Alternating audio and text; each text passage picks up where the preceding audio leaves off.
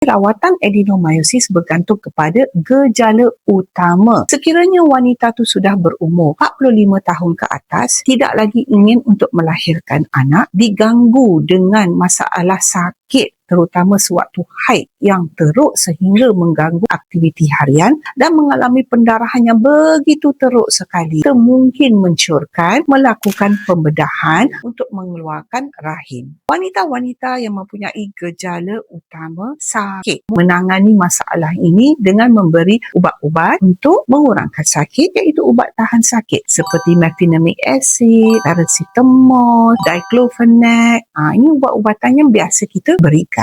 Untuk wanita-wanita yang mempunyai masalah seperti pendarahan haid yang terlalu banyak, mungkin kita boleh mencurkan penggunaan IUCD berubat, itu namanya Mirena, intrauterine system, yang merembeskan ubat tertentu ke dalam rahim melalui intrauterine device atau alat dalam rahim. Mirena ni selalunya digunakan selama 5 tahun dan lebih sesuai untuk mereka yang bukan bercadang untuk mengandung 3 hingga 5 tahun.